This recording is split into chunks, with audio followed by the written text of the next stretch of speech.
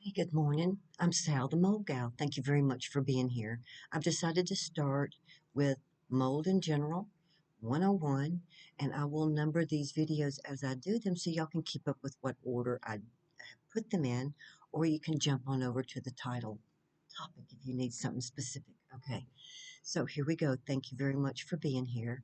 Mold is in the fungi family, and all fungi reproduces by sporing.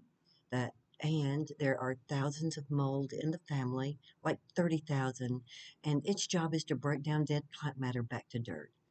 The issue is our homes are mostly made of dead plant matter, so that in itself is not the problem, it's moisture. When spores come in contact with moisture for longer than 48 hours, they can attach and start growing, and then sporing shortly thereafter. And our homes have a lot of moisture sources in places it can get and occur, and many times people smell it before you can actually see it or find it. Um, Now, I've heard and we all probably have that mold spores are everywhere outside. It's no big deal. And that is very true. They are outside. They're breaking down dead plant matter. They're caught in the breeze. And there's jillions of cubic feet of air outside for it to mix with. So odds are slim that it will elevate anywhere outside except maybe at the source, okay? But manifesting inside, it's now basically trapped. Since the energy efficiency bills passed in the 70s, which required house wrap, caulking, all the T's, corners, plates, penetrations through the floors. And then there's triple pane windows and rubber gaskets around all the windows and doors. So, yeah, our homes are tighter and more efficient than they were. Um, but that's also a very good reason to address any leaks immediately and dry them out quickly. Um, but inside your home, you have a limited amount of cubic feet of air.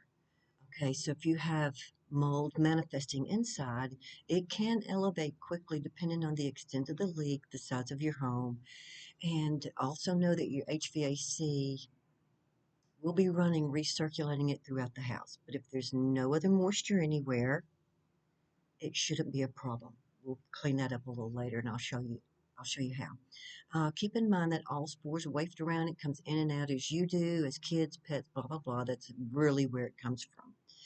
Um, but if there's no moisture for it to attach and grow on it, then it will fall out as dust. So there's a fine line between mold and dust.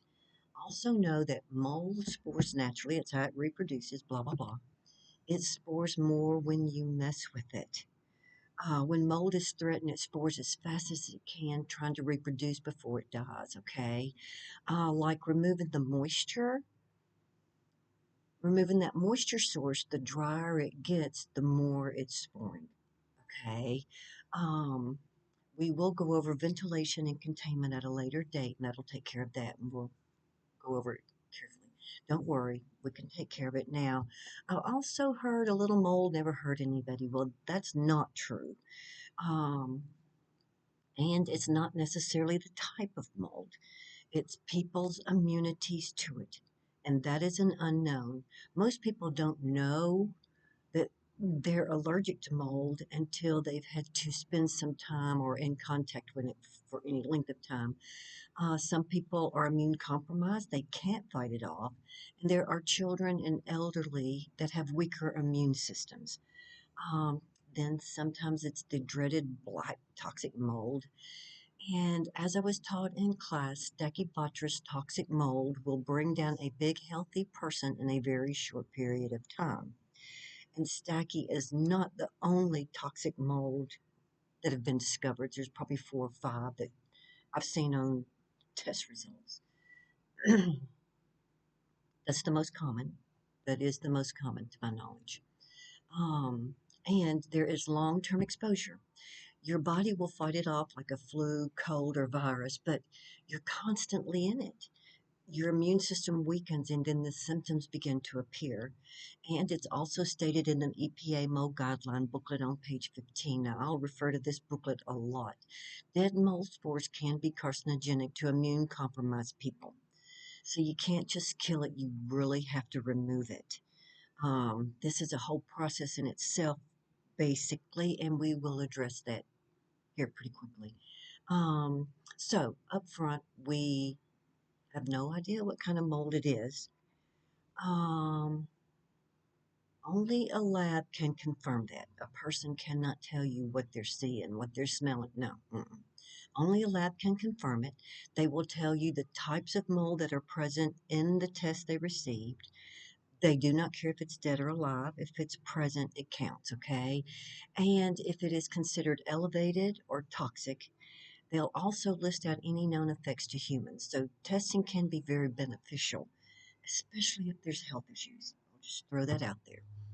Um, and we'll address all the testing types later so you'll know if you are given a choice, what do you want?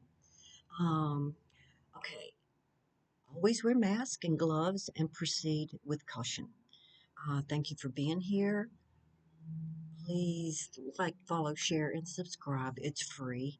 Leave comments or ask questions. That'll help me in which direction I take because this is kind of huge. Um, to help as many people as I can. You know, if 30 people ask about CrossFace, but 60 people ask about addicts, we're going to go to addicts first. But anyway, I will get back with you. I also have an email set up just for you. It's Sal's Email Pals at gmail.com. SALSMAILPALS at gmail.com. You can drop questions and stuff in there, and I'll answer it privately if you choose to do it that way. So, thank you very much. Have a great day, and I will see y'all real soon.